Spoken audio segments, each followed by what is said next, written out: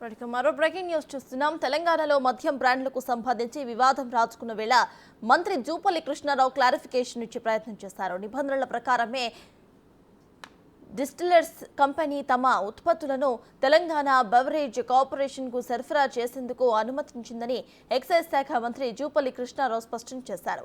కొత్త మద్యం బ్రాండ్లకు సంబంధించి తమ వద్దకు ఎటువంటి దరఖాస్తులు కూడా రాలేవని, గతంలో తాను చేసిన వ్యాఖ్యలకు కట్టుబడి ఉన్నానని మంత్రి చెప్పారు.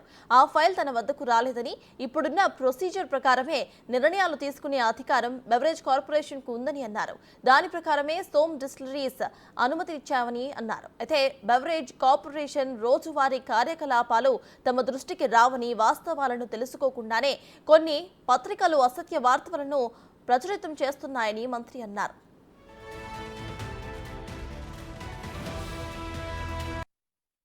రాష్ట్రంలో హోల్సేల్ మద్యం సరఫరాకు కొత్త బ్రాండ్లకు అనుమతులు ఇచ్చే ప్రక్రియ తెలంగాణ బెవరేజెస్ కార్పొరేషన్ పరిధిలో ఉంటుందని, డిమాండ్ అండ్ సప్లైను బట్టి కొత్త కంపెనీలకు అనుమతులు మంజూరు చేస్తామని తెలిపారు. ఇక 2 దశాబ్దాలుగా సోమ్ డిస్టిలరీస్ తమ ఉత్పత్తులను విక్రయిస్తుందని, దేశవ్యాప్తంగా 22 రాష్ట్రాలు, కేంద్రపాలిత ప్రాంతాల్లోని IMFL సరఫరాదారుగా ఉందని చెప్పారు.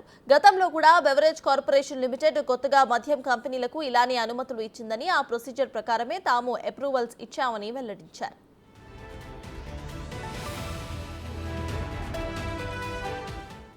బీఆర్ఎస్ ప్రభుత్వ హయాంలో 4 సంవత్సరాల క్రితం కొత్త బ్రాండ్లకు అనుమతులు ఇచ్చిన విషయాన్ని ఈ సందర్భంగా గుర్తు చేశారాయన.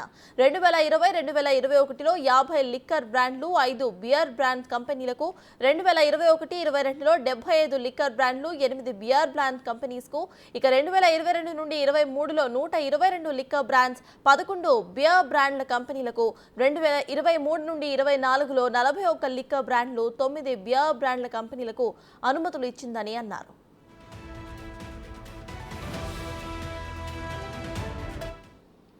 మొత్తం బియర్ల తయారీకి సప్లై చైన్ 97.44% విదేశీ కంపెనీలే ఆక్రమించాయని అన్నారు.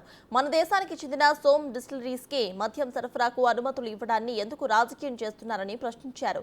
దీన్ని కూడా బీఆర్ఎస్ నాయకులు రాజకీయం చేయటం విడ్డూరంగా ఉందని, ఇలాంటి అసత్యమైన దుష్ప్రచారాలను ప్రచారం చేయటం మానుకోవాలని కోరారు.